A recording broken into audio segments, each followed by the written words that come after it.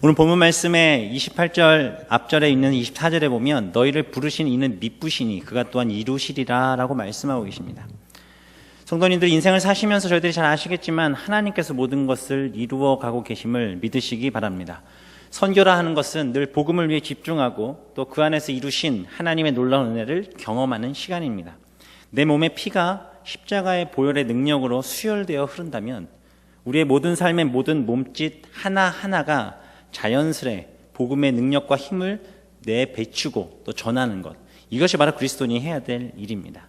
이런 은혜가 우리 가운데 있기를 소망합니다. 저희들이 보길도 땅에서 있었던 사역들에 대한 사진들을 좀 잠시 보고 나눠보려고 합니다. 이것을 통해서 좀 많이 도전을 받으시고, 또 선교는 결코 준비된 자들만 할 수 있지만, 물론 그렇게만 준비된 것이 아니라 누구든 하나님 앞에 예배하려는 자들은 누구나 가능한 것, 또 예수 그리스도로 구원받은 하나님의 백성들이라면 다 할 수 있는 일입니다. 오늘 말씀을 듣고 보고하는 내용들을 들으시고 자신감을 가지시고, 저희 교회처럼 선교를 위해서 애쓰는 교회가 또 어디 있겠습니까? 기회 되실 때 많이들 참여해 주시기 바랍니다. 화면 한번 바꿔주시면 감사하겠습니다. 보길도 단기 선교 보고를 잠시 하겠습니다. 세 가지로 나누겠습니다. 복음 사역했던 예송리 지역 사역과 또 학교 사역, 또 건축 보수 사역에 대한 부분들을 좀 나누려고 합니다. 보길도는 우리나라 최남단에 있는 섬 중에 하나입니다. 지금 보이는 저 섬 전체가 보길도이고요. 중간에 밑에 부분에 잘 보이지 않는데 자그마한 삼각형 모양의 섬이 있는데 저긴 예작도입니다.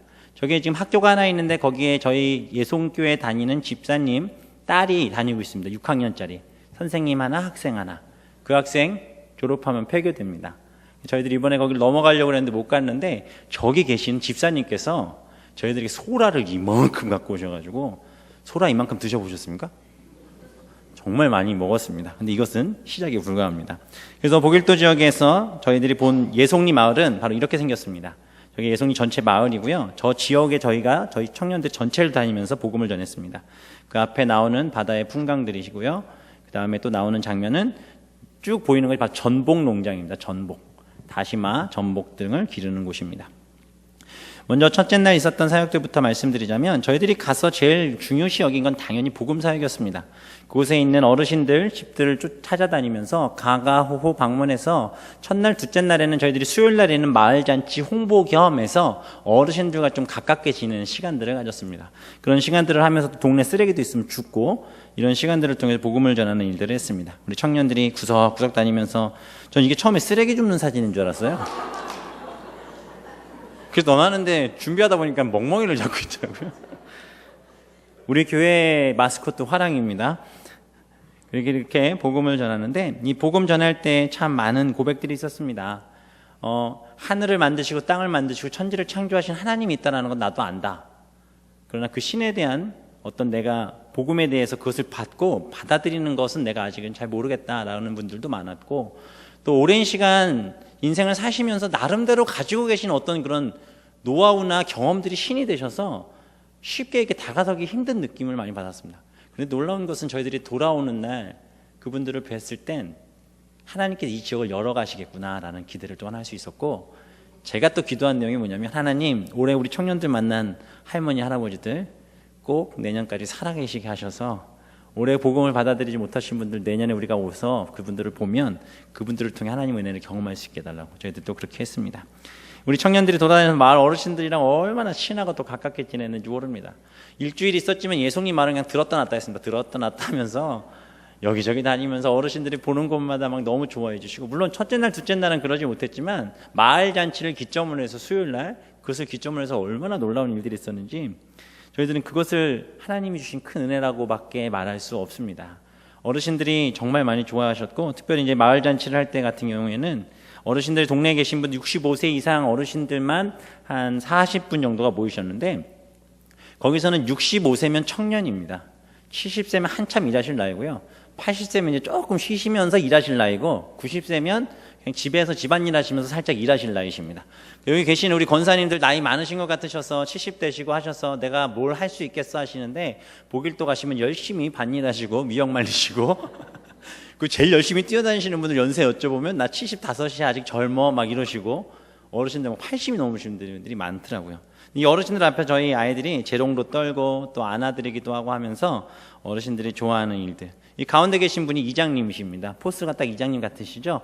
월요일날 저희들이 이장님을 만나러 뵈러 가서 수박 한 통 사드리면서 수요일날 마을잔치 좀 하겠습니다 했더니 흔쾌히 그렇게 하십시오 라고 말씀하시고 또 많이들 도와주셨어요.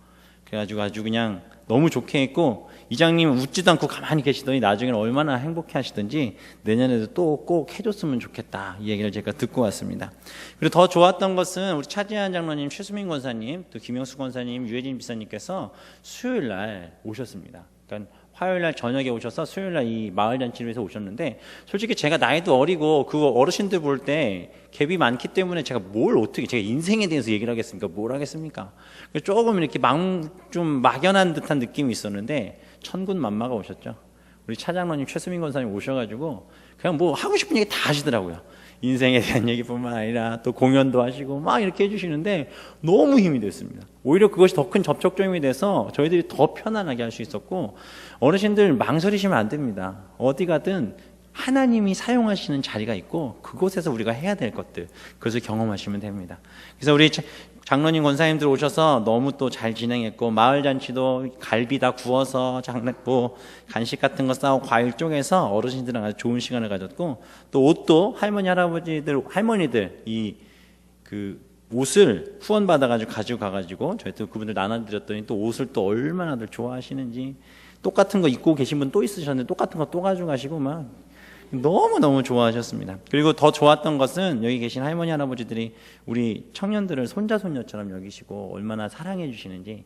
한 청년이 간증한 내용에 보면 어떻게 사랑한다라고 말하지라고 고백하고 걱정하고 있었는데, 가서 할머니 안아드렸다 할머니가 먼저 사랑한다 이렇게 얘기하는데 가슴이 확 녹아드는 그런 것도 경험했고, 또 하나는 할머니들께서 하신 말씀들 중에 아이고 내가 하나님 때문에 호강하네, 하나님 안 계셨으면 우리가 어떻게 이런 걸 맛봤겠어, 이러면서 교회도 안 다니시는 분들이 막 하나님 때문에 호강했다고, 하나님 좋은 분 같다고 평생 교회도 안 다니셨던 분들이 그냥 하나님 좋은 분 같다고, 이런 고백들 하나도 저희들에게는 정말 씻을 수 없는 너무나도 감사한 그런 고백들이었습니다.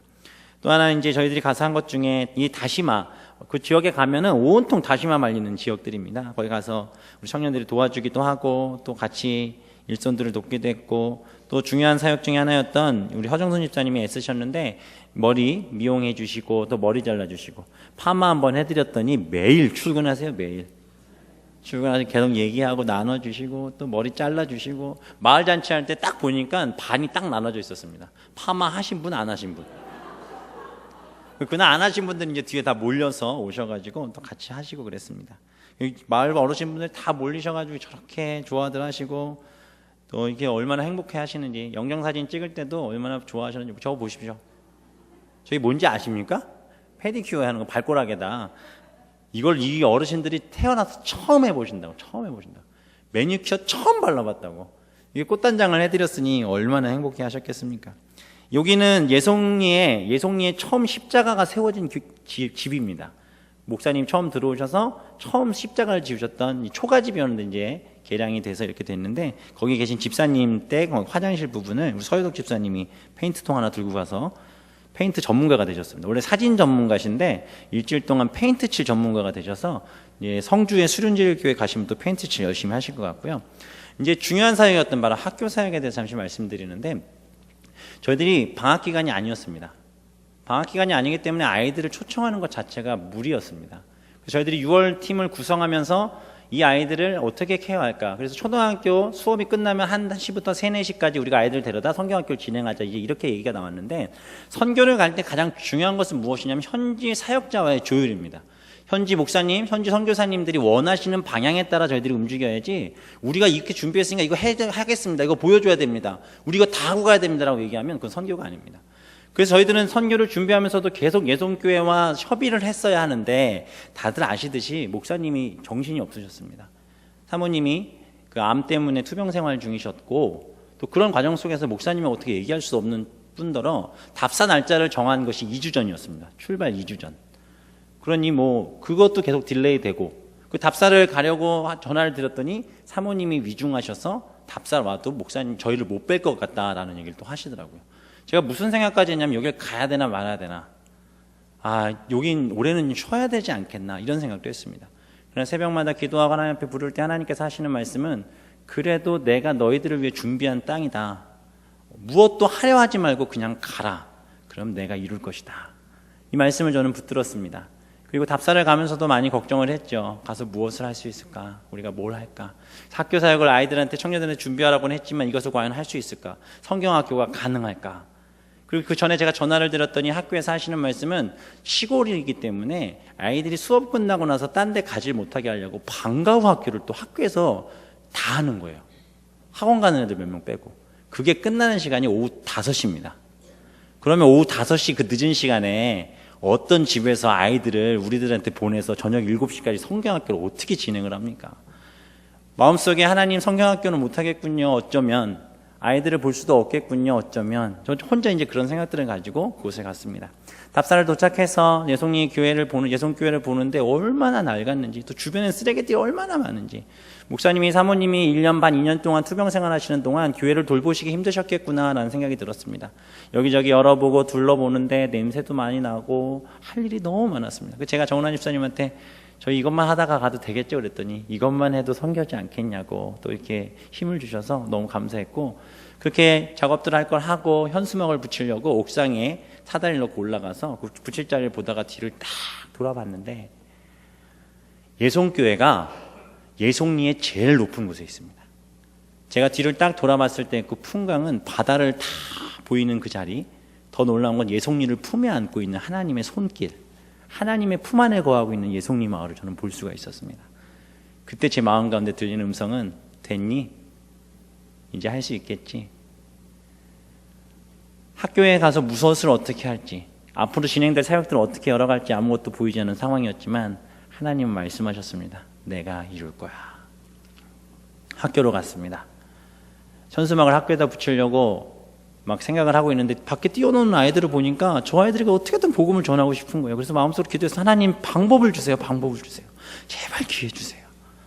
그래서 현수막을 학교에다 붙인다는 핑계로 교무과에다 전화를 했더니, 관리실에다 전화를 했더니 교장 선생님 전화번호 알려주시는 거예요. 교사님한테 전화를 딱 했더니 그 옆에서 저희가 들어갔을 때 나무 밑에서 땅을 고르고 있었던 할아버지가 계셨거든요. 제가 전화를 했는데 옆에서 뜨르릉 소리가 나길래 누구지? 뜨르릉 거기서 받으시는 거예요. 하나님께서 교장 선생님을 거기다 데려다 놓으셨더라고요. 아무렇지도 않게 교장 선생님을 바로 만났습니다.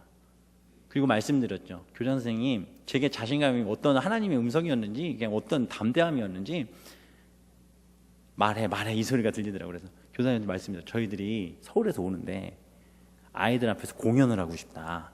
1시간만 주시면 됩니다. 교장 선생님이 해본 적이 없어서 이러시더니 교무 주임 선생님하고 얘기를 해서 시간 한번 정해볼 수 있으면 해보라고.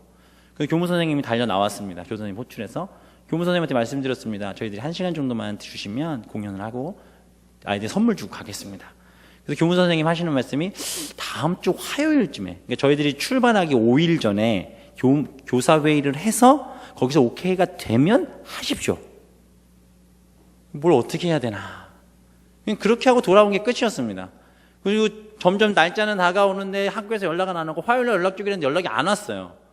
수요일날 연락을 해볼까 하다가 연락 주겠지 하고 연락이 안 와서 제가 연락을 드렸습니다. 그랬더니 내일 말씀드리겠다고. 목요일날 출발 3일 전에 그 전화를 드렸더니 금요일날 10시 반부터 11시 반까지 1시간을 드릴 테니까 그때 와서 공연을 해주시되 교회와 관련된 건 좀 안 하셨으면 좋겠다. 얘기를 딱 하시더라고요. 제가 뭐라고 그랬냐면 네 그랬습니다. 그냥 마음은, 저희들 생각은 애초에 계획은 학교 공연을 빨리 하면 아이들이랑 더 빨리 친해질 수 있잖아요. 저희들을 봤으니까. 그럼 우리가 전도하고 또 성경학교 하는 것도 수월하겠다는 생각이 들어서 좀 일찍 했으면 좋겠다 했는데 하나님은 금요일날 시간을 정해두셨고, 제가 입에서 이렇게 화요일이나 수요일은 안 될까요? 라는 말을 하는 것을 하나님이 못하게 하시더라고요. 그래서 그냥 금요일날 하는 걸로 준비를 시키고 그 일을 진행했습니다. 그리고 그 다음 주 월요일날 도착해서 그날 공연하기로 하고 저희 학 청년들이 그곳에 이제 성경학교를 준비했죠. 준비하면서 저희들이 했던 일은 월요일날 오전에는 마을 돌아다니면서 전도하고, 그러니까 매일 오전에는 마을 전도하고 오후에는 학교에 가서 아이들이랑 놀았습니다. 그냥 쉬는 시간에 나오는 아이들, 그리고 그냥 좀 일찍 끝나고 나오는 애들이랑 계속 놀았어요. 놀면서 월요일, 화요일, 수요일을 보내다 보니까 놀라운 일이 생기겠는데 아이들이 우리 아이들과 청년들과 친해지기 시작하는 거예요. 그리고 성경학교를 목요일 금요일 계획했는데 수요일 날 그냥 우리가 했던 그런 커리큘럼대로 하진 않았지만 간단하게 성경학교를 하게 하셔서 장소를 만들어 주셨는데, 그 장소가 어디냐면 학교 운동장이었습니다. 학교 운동장에서 저희들이 2박 3일 동안 성경학교를 했는데, 그 학교 운동장이요, 작년 겨울에 흙바닥을 다 밀어버리고 인조 잔디구장을 만들었습니다. 이렇게.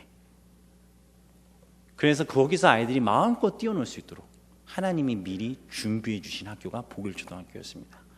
그리고 그곳에서 저희들은 성경학교를 준비를 했고 목요일 날 첫 번째 성경학교를 시작하려고 했습니다. 그래서 애들이 끝나는 시간이 5시라고 그래서 5시, 4시 반쯤에 가서 준비하고 5시에 딱 시작하려고 하는데, 복일초등학교 학생이 93명입니다. 첫날 성경학교 때 72명이 왔습니다. 왜 아멘이 안 나오세요? 93명 중에 72명의 아이들이 나와서 저희들과 함께 성경학교를 진행했습니다. 오후 5시부터 7시까지 밥도 주고 또 데려다 주고, 더 놀라운 것은 그 지역에 있는 학원들이 여기 가라고 쉬었다는 사실이고, 더 놀라운 것은 복일교회라는 교실이 있는데 그 교회에서 그 동네 아이들 데리고 마을 이런 방과후학교들을 좀 해주시나 봐요. 근데 그 목사님이 오셔서 그 아이들 같이 가서 놀으라고 다 보내주셔서 저희 아이들이 70명이 된 거였고, 또 깜짝 놀란 것은 뭐였냐면 그 목사님께서 말씀하시는데, 저희들이 이 얘기를 하다가 이렇게 한다고 해서 너무 귀한 사역합니다 라고 칭찬하시다가 저희가 얘기했죠. 제가 금요일 날 10시 반부터 11시 반까지 저희 학교에서 공연하는데 구경 오세요 그랬더니, 예? 그게 무슨 소리예요? 그러시는 거예요. 그래서 학교에서 10시 반에서 11시 반까지 전도 공연합니다 그랬더니 말도 안 되는 소리라고 말씀하시면서, 그 지역에 있는 교회들끼리 연합 부활절 예배를 학교 강당에서 하겠다라고 몇 번을 얘기했는데 한 번도 오케이를 한 적이 없는데 왜 그랬는지 모르겠다고 그러면서 저희들한테 어떻게 했냐고 물어보시더라고요, 오히려. 그리고 좀 신기한 일이다 라고 말씀하시면서 사역 잘하고 가시라고 해주시는데, 그 말씀 하나하나가 너무 큰 고백이었습니다. 저희들이 보낸 이 아이들 70여 명의 아이들 중에 한 3분의 1 정도는 교회를 다니는 아이들이, 그렇지 않은 아이들도 많았습니다. 근데 그 아이들과 저희들이 계속해서 말씀을 전하고 또 게임도 하면서 시간을 보냈고, 이렇게 말씀을 외우는 시간들도 갖고 했는데 그 시간들도 아이들이 말씀을 다 외우고, 그래서 복음을 듣고 또 예수 그리스도를 듣는 그런 계기가 됐고, 특별히 금요일 날 이제 저희들이 학교 공연을 섭외해서 갔을 때 전교생 93명 아이들이 저기가 지금 저희들이 공연했던 그 장소인데, 보시면 여기서